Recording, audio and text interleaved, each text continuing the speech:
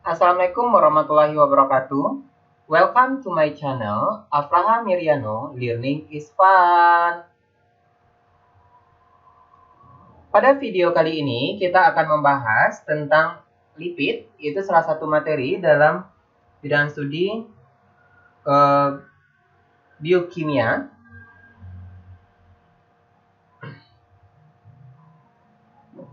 Lipid adalah golongan senyawa organik yang sangat heterogen yang menyusun jaringan tumbuhan dan hewan.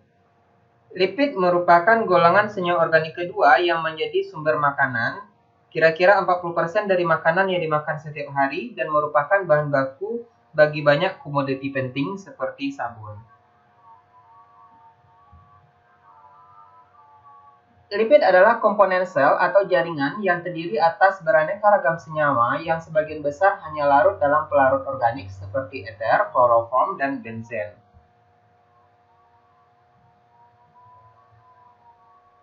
Fungsi lemak atau lipid dalam tubuh yang pertama adalah sebagai sumber energi yang efisien baik secara langsung maupun ketika disimpan dalam jaringan adiposa.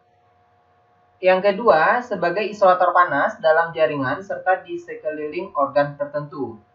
Kemudian yang ketiga, senyawa lipid nonpolar berfungsi sebagai insulator listrik sehingga memungkinkan terjadinya perambatan gelombang yang cepat di sepanjang serabut saraf bermielin. Kandungan lemak di jaringan saraf sangat tinggi. Selanjutnya, gabungan lemak dan protein atau lipoprotein berfungsi sebagai unsur pembentuk membran sel dan sebagai sarana pengangkutan lipid dalam darah. Sifat umum lipid, yang pertama, dia tidak larut dalam air. Karena di sini lipid merupakan senyawa nonpolar, sedangkan air adalah senyawa polar.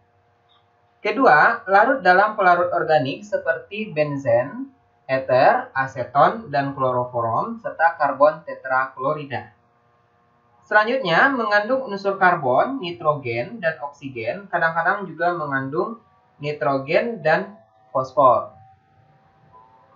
Lipid dapat dihidrolisis menghasilkan asam-asam lemak, kemudian lipid berperan pada metabolisme tumbuhan dan hewan.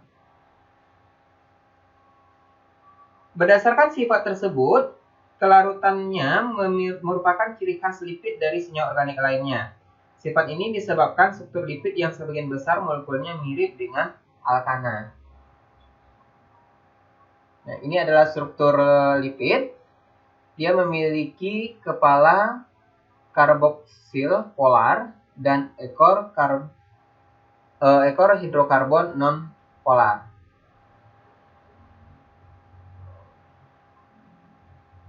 Ini merupakan struktur umum asam lemak atau fatty acid. Nah, selanjutnya klasifikasi lipid. Lipid itu secara umum ya dapat dikelompokkan berdasarkan kemampuan hidrolisisnya. Itu lipid sederhana.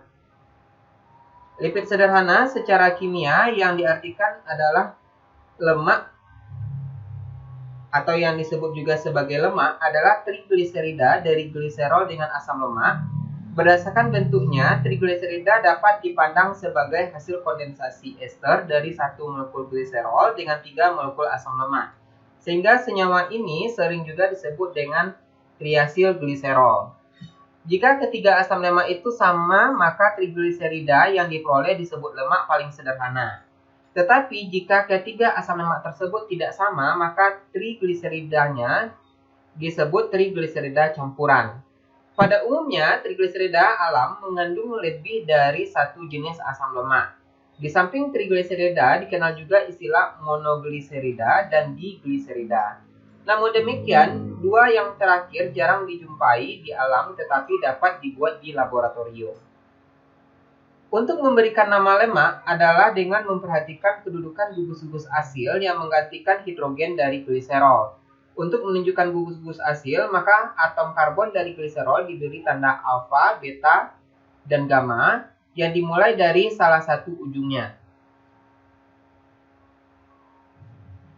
Lemak yang sebagian besar tersusun dari gliserida Asam lemak jenuh berupa zat padat pada suhu kamar. Kebanyakan lemak binatang berupa zat padat.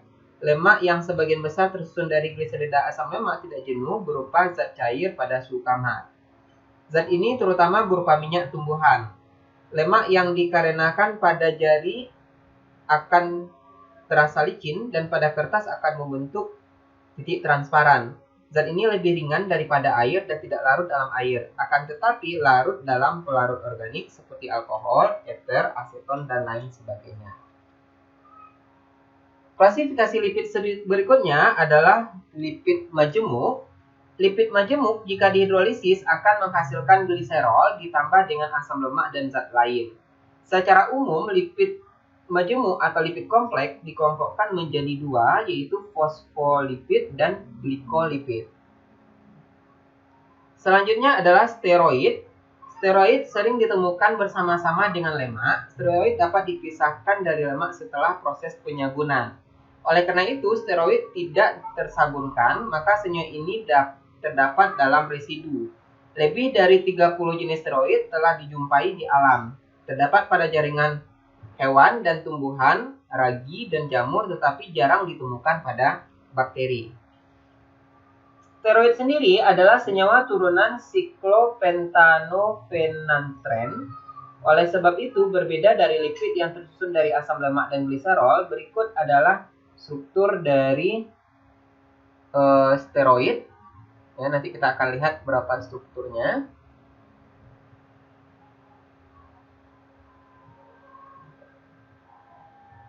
Nah, ini adalah struktur dari steroid, ya. Salah satunya adalah kolesterol. Kemudian ada beberapa steroid lainnya, testosteron, estradiol, kortisol, aldosteron, prednisolon, prednison.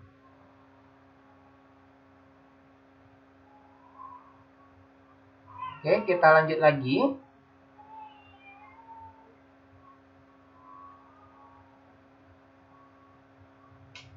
Nah, berikut adalah klasifikasinya. Kalau kita lihat hubungannya, lipid itu terbagi atas asam lemak, steroid, lipid vitamin, dan terpen. Nah, asam lemak itu ada eicosanoid, ada triacylglycerol, ada wax, dan ada sphingolipid. Kemudian ada dalam bentuk gliserofosfolipid. Nah, gliserofosfolipid itu terbagi menjadi plasmalogen dan fosfatidat. Kemudian fosfatidat terbagi menjadi fosfatidil etanolamin, kemudian fosfatidil serin, fosfatidil kolin, fosfatidil inositol, dan fosfolipid lainnya. Kemudian sphingolipid terbagi menjadi ceramida. Ceramida terbagi menjadi sphingomyelin, cerebrosid, gangliosid, dan glycosphingolipid lainnya. Ini adalah struktur dari asam lemak. Ya. Kemudian ini struktur steroid seperti yang kita lihat tadi sebelumnya. Ya, dalam bentuk kolesterol dan testosteron, estrastriol, kortisol, aldosteron, prednisolon, dan prednison. Nah, ini asam lemak jenuh dan tak jenuh. Nah, yang membedakan asam lemak jenuh dan tak jenuh adalah adanya ikatan rangkap pada rantainya. Ya, kalau pada asam lemak jenuh, pada rantai karbonnya tidak ada ikatan rangkap. Pada asam lemak tak jenuh itu ada ikatan rangkap seperti ini.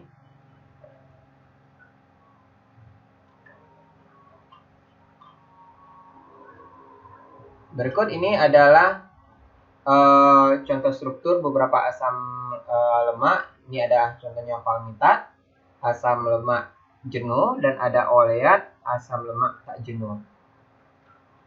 Nah, ini beberapa contoh asam lemak. Ya, berdasarkan struktur asam lemaknya yang kita di sini ada beberapa. Yang pertama ada kaprat, laurat, miristat, palmitat, stearat, araksidat, behinat, kemudian lignocerat, serotat, kemudian ada palmitolea, olea, linolea, araksidonat, dan ada beberapa struktur lainnya. Ini ada strukturnya, kemudian ada titik lelehnya. Oke, demikianlah penjelasan kita tentang asam lemak. Selanjutnya kita lihat tentang sifat dari lipid. Nah, sifat lipid itu dapat dihidrolisis. Nah, di sini hidrolisis lipid atau lemak menghasilkan asam lemak dan gliserol. Ya, contohnya di sini lemak dihidrolisis akan menghasilkan gliserol dan asam lemak. Kemudian hidrolisis lipid atau lemak dengan basa menghasilkan sabun dan gliserol. Jadi lemak ditambah dengan NaOH menghasilkan gliserol dan sabun.